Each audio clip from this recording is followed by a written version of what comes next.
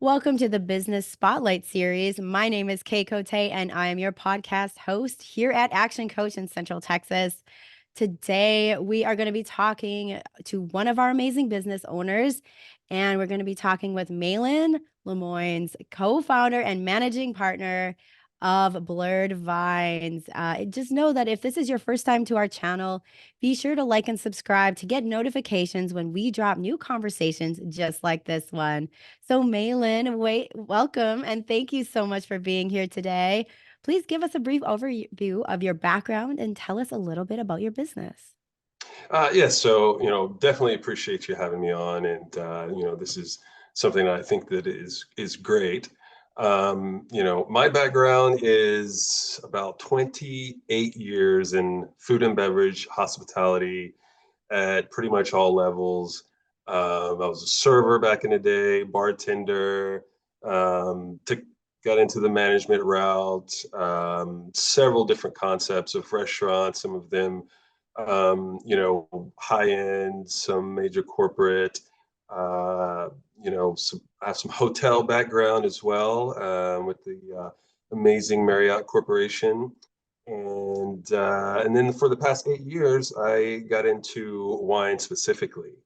And it was really something that I just really wanted to learn more about wine. And being in hospitality, I had an opportunity at a wine bar. And so I took it. It was pretty intimidating at first. But once I kind of got in and started learning, I just fell in love with the culture. I fell in love with wine. And then I just dove off into the deep end, so to speak, and started studying. And then I got recruited to a wine logistics company. So I did wine storage. I moved wine for wine collectors, worked with wineries out in California. And during that business, I had brought on a really awesome client, and we developed a great relationship. And we just kind of started chatting and decided that we wanted to partner up in a really awesome wine business. And so Blurred Vines was born out of that. It was really about probably a good year and a half of coming up with what we wanted to do, and just sort of the business plan and structure and different things like that. And then we finally, in 2021, we finally launched. Oh, that's an incredible story. And I love that, before we, hit the record button, we were chatting a little bit about wine, and wine is one of my favorite things as well. So it was so fun when I heard about, having this interview. I was like, oh my goodness, I've been dreaming of talking to a winemaker. So that's an incredible journey. And I love that you had that experience and ended up finding a business partner out of it. So very, very cool. I'd love to hear a little bit about your role specifically with Blurred Vines now. What are you currently doing? What do you play in the business? So all the day-to-day operations, Mhm. first, of, running the taste room, making, the day-to-day business decisions, sourcing the wine, purchasing, head of sales, uh, dishwasher, uh, You do it all. Um, but I do have a team of folks that are wine enthusiasts that help with tastings and group functions and things. But I would say most part is the program. We are a subscription membership based company. Mostly, that's mostly our concept, and so there's a lot of you know networking, customer events, retention, and things like that. So I'm kind of leading in the marketing, kind of sort of the face of the business as we grow. Oh, that's very cool. So you do mostly subscriptions, but do you have events like in your tasting room or Yes, the both? so both. So Okay. we are, tasting experience and wine club. And so, we do private tastings. We do those tastings, and we come off site. We go to folks' homes. We go to your office to give experiences for your, family, friends, colleagues, clients. There's a lot of corporate opportunities that we have, and those are always fun when, instead of a client development person just kind of grabbing everyone and taking them off to some bar to get boozed up, we can kind of come in and have a really nice, sophisticated experience where folks are going to learn, they're going to be engaged, and of course, be able to partake in some quality wine. I really like that about your Yeah, business too. You're creating that educational experience so people absolutely. can become more versed in wine and be able to take that education outside of the tasting room and share it with others. Absolutely. And it's a journey. And Mhm. some folks are at different parts of their journey. And what we do at Blurred Vines is help people elevate that journey wherever their goals are with whatever they want to do. Some folks just, really enjoy sharing wine with their family and friends on the weekends. Maybe a glass or two here. And then there's some folks that buy a lot of wine and collect wine. They have a cellar, of 3, 4, 500 bottles, and that's their thing. And they like to, entertain in their home and have these wine dinners and all these sorts of events. And so we can help facilitate um, wherever you're at on that journey. Oh, that is incredible. I can't wait to check it out sometime because it's like that sounds really, really cool, especially that kind of immersive experience along with the delicious wines. Mhm. Thinking about your role in the business, I'd like to hear what does your job entail? Like how many hours do you work in your business, kind of the job of what you do, and then how many hours would you say you work on the business, strategic planning, creative planning, things like that? Sure. Yeah, that's I'm one of those that I really kind of engulf myself in so many aspects of it. And if I had to pinpoint hours of the week, probably I probably spend 90 to 100 hours doing something. Work wise, probably closer in the, maybe 60 to 70-hour range. But you also have to think about, I'm just in a very unique sort of business concept, right? So I tell folks, I really love wine, so I got a job doing wine. So really, so a lot of my day to day is, because I'm curating experiences and folks have an expectation of wine. So I have to taste wine and evaluate it and think about it and who I could sell this to or what my next subscription package looks like and kind of build that package. So, I'm tasting wine and also from a, business standpoint as a buyer, those distributors and suppliers, I get invited to a lot of cool lunches and events and, but, I take it, seriously. So I consider that my work, even though a lot of people wouldn't, but it's important in the business that we do because if there's not any credibility to my skill sets in choosing quality wine, that's going to hurt the business. So I always kind of have to be involved in that quality piece of wine. And also we do things with other wineries, hosting events. Our concept is, in terms of our product, in terms of our wine, I source everything from the West Coast. So that gives us some exclusivity. So it's California, Oregon, and Washington. We don't do Texas wine, not because we don't like it, but you know, part of the strategy for our business is some of that exclusivity, right? Mhm, mhm, Because you can find Texas wine anywhere. I mean, Fredericksburg is just hour away.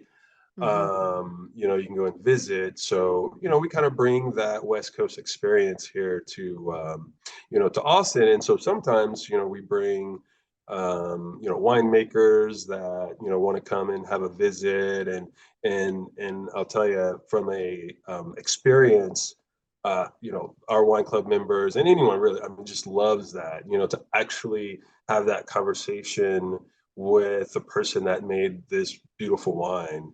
And Mm. they're visiting Texas, and so there's that fun little thing. And so so networking and having those conversations and collaborations is a lot of my workday as well.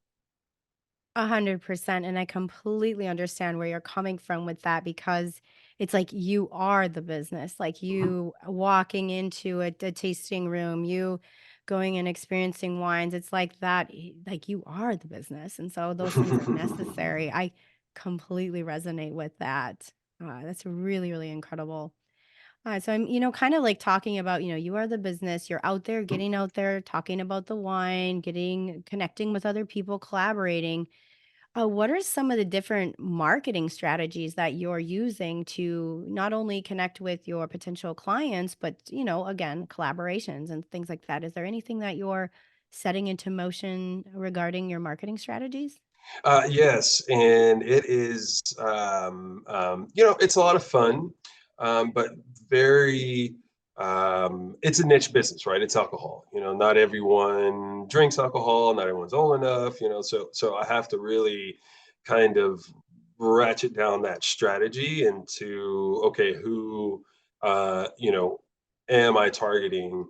So we definitely, as a business, do focus on digital. We work on our social media and SEO and things like that to really bring awareness to our business and concept. But our best way to convert is when folks are engaged in our events, whether it's at the tasting room and so also for me to get out and actually network and meet folks at different sort of events. For example, being in Austin, in an entrepreneur, you probably heard of Capital Factory, Mhm, and they do a lot of um, startup and founding, networking opportunities. I did startup crawl, and so I get involved in those to really kind of grow our just brand awareness with folks that are business people and entrepreneurs, because there is an opportunity for us in the B2B market. For example, gifting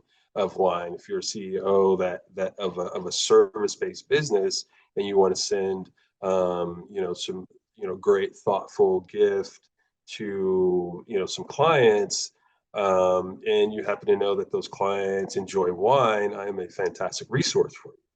mhm. So I market in those areas, and really I like to try to get out and meet those folks. Because, we have so many uh, um, um, different opportunities within our business besides just our wine club and different things. So I like to, shake hands and get out there in the community, because we are a community based business, and we do some uh, um, nonprofit help as well. In terms of events, a lot of nonprofits, they have fundraisers, and so we get involved in those as well. Oh, that's very cool. That's very cool. I'm sure you're meeting a ton of people along the way. Do you have like a way to organize those contacts? Do you have a CRM that you prefer, or do you just have a spreadsheet? How do you organize So, those? cause once folks are a customer, our platform has a really intuitive CRM program. Nice. But typically for me, it's, spreadsheets and I keep things, you know, Google Docs and things of that nature.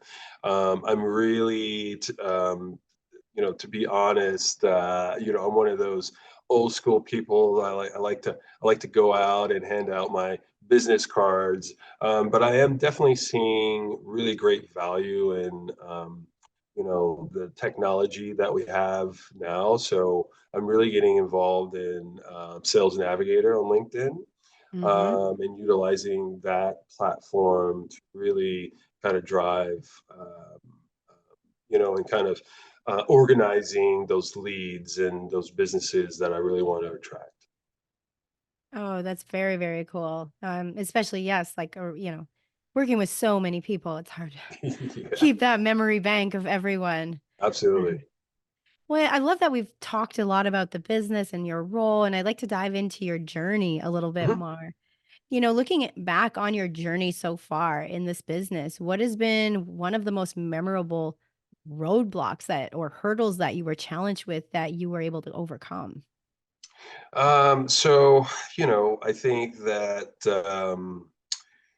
earlier on in my career, I think the biggest one, and I think that some people, this, I'm hoping that it's inspiring to people and some people can relate, is that I don't have a college degree. I ended up joining the military. I joined the Air Force right out of high school, and so I feel like I've learned a lot and got a great education through there and things like that. But I don't have a college degree, and so earlier on, when I was looking to get into management, I got a lot of doors shut because, like, oh, well, you don't have like a management degree, or you don't have this, and so I had to sort of figure out how to navigate around that. And what helped me, one, was mentors, Mm, and folks that were experienced people that are management level, that really wanted to help me and see me succeed. So just kind of, learning from them, but also taking advice. And so, I did take, go off and take a couple of business courses at the community college at the time. And, I didn't really see it as, having a piece of paper to show that, oh, I'm smart and all these sorts of things. But it's more for myself to kind of gain a little bit more knowledge on how business works through mhm, the academics. And I really, and then actually decided to leave a company because they were like, well, kind of stringing along, you're going to have to move and all these things. And so I found a really amazing company that was actually recommended to me by a mentor, and said, hey, you should try. They're up and coming, they're growing, they're going to give people opportunity.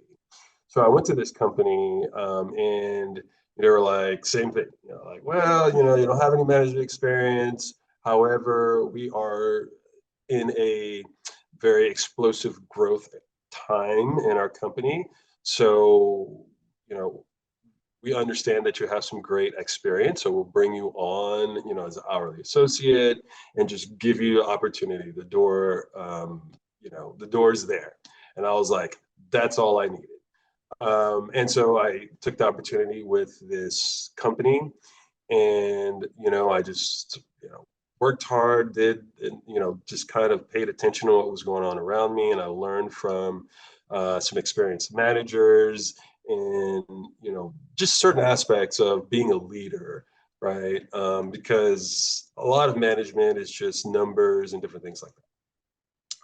And so I just kept excelling and saying, hey, I want to do this. I want to be a part of training. I want to go and open restaurants for this group. And I opened several restaurants. And sure enough, at first it was a little frustrating. It took a little bit of time, but after 14 months of working hourly positions, floor stuff.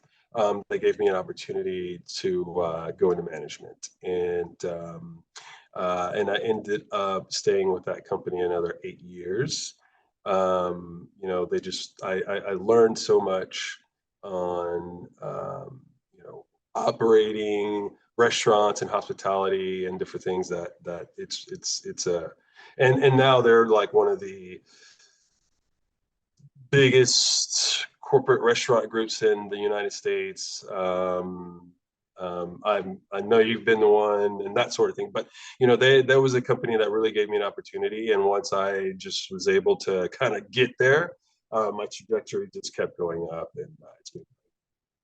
That is a very incredible story too, because it just shows like once you keep pushing and finally Mhm, when you get that sliver of the door that's open and you kind of like kick it open and mhm, you go down that path and then you learn so much from just the experience of right, existing in that right. space. And And so now, yeah, and after a while, it was great. In the industry that and things kind of started changing, that nobody cared that I didn't have a college degree. They just wanted to know about my experience. yeah. Having the Air Force on my resume was always Mhm. great, and so it was just kind of, once you kind of get over that hurdle, and then it's just, let's just go. Very cool. And thank you for your service too. I appreciate Oh, it. by the way. We've covered a lot of incredible ground on this interview, and now I really would love to dive into a couple rapid fire Sure. questions. These are just those fun hot seat questions. We got I think four of them here, and then Mhm. we'll wrap up and head into our final question. All right. All right, what is the key to success for you? um, I would say thoughtfulness. I feel like throughout my career, anytime I've had success in my decision making, I've been meaningful about, okay, putting some thought into it. Obviously, as entrepreneurs, sometimes things happen, and you got to make a quick decision and go for it. However, if you have the opportunity to take a moment and observe and kind of look around and put some thought into it, I think that you'll find that your decision making can be better. As it's been that way for me. I would say. Love that. What is your one piece of advice for other business owners? I would say embrace technology. It's easy. There's a lot of tech companies out there. That's what they do. But for those folks that are, hospitality, they're service based, maybe a consultant, Hmm. it's we're not going backwards. And I think that as business owners and entrepreneurs, there's a lot of tools in the technology world that can, I think, do the best thing for a business owner, and that is save time. Because that's just something that we're never, no matter how much money revenue you have, never gonna get your time back. Very true. What is one book or any piece of content that you are taking in right now or have read recently? So currently, I'm doing a lot of article reading in the wine industry, and YouTube videos, and a lot of podcasts. So this is cool. But I would recommend a book that I have, that I own, and that I've had for a while, and I've got a lot of value out of it. And it's called The Samurai Leader. And the book is so, I'm a big fan of Japanese history and culture, and the philosophy of Bushido, and so it really has a premise on, as a leader, having discipline and having some courage, and also having, within all of that, also having um, compassion, And I think that the way the book is written and understood, it really gives a good foundation about what it is to be what I think is a good leader. Because I think you have to have all of those aspects, those traits to really kind of have a good foundation to be a good Oh, very true. And the last question is, if you leader. had to choose only one area of your business that you could immediately improve tomorrow, what would it be? Revenue. No, no. I would say more seriously, lead generation. Mhm, I think that kind of funnels down to the revenue piece. But mhm, for us as a business, it's niche. However, it is for the right customer, it's all in and it's amazing. So just being able to generate leads and get in front of those folks that are wine enthusiasts, that are willing to, you know, spend some of their livelihood, time, money, and going on their journey. And if you're willing to do that, we're a great company for it. So the more of those folks and those leads I can bring into the family, that will help that bottom line. definitely. Oh, those are great answers. Thank you so much. Before we get into our final question of the day, let's get people in touch with you. Let's help them find you. How can people find out about your company? They follow you on social media. Yeah, so first, blurred-vines.com. It is a little bit of a play on the song. Yeah, I was gonna ask. Came up on that. Yeah. Blurred Vines ATX on Instagram and Facebook, and we put a lot of our content and some things about our events and just some cool stuff. And then professionally, Blurred Vines does have a Instagram page, and you can also find me on Instagram. That's the best way to connect with me. I like to share a lot of, the concept in a job is fun.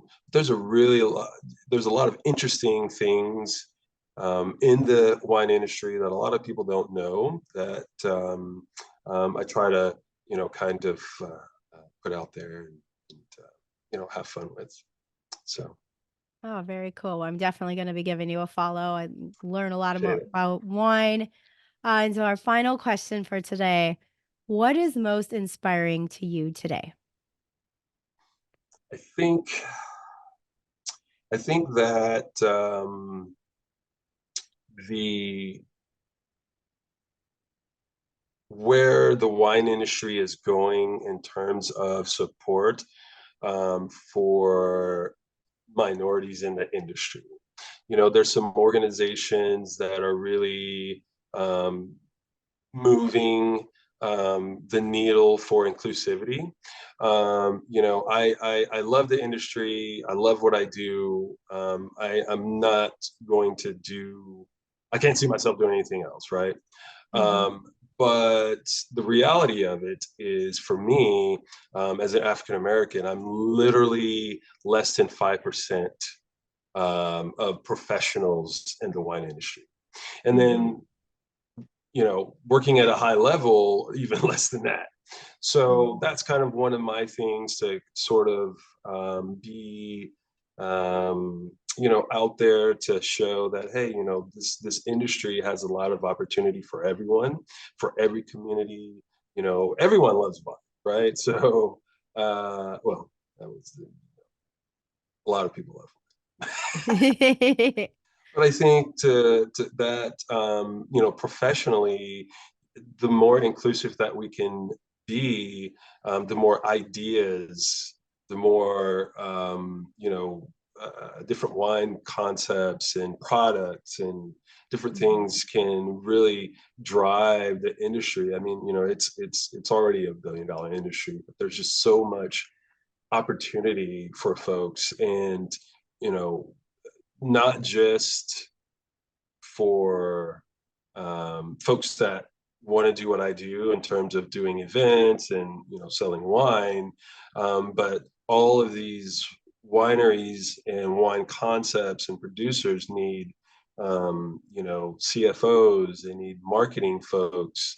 There's a lot um, of science in the wine industry, agriculture, so many different avenues and things. And I think that as we grow, and so that's really inspiring. It's inspiring to me um, to know that we're moving in that direction. Oh, wonderful. Well, Malin, this has been such an enriching conversation. Thank you so much for your time today to chat with me. It's been a real Absolutely. pleasure.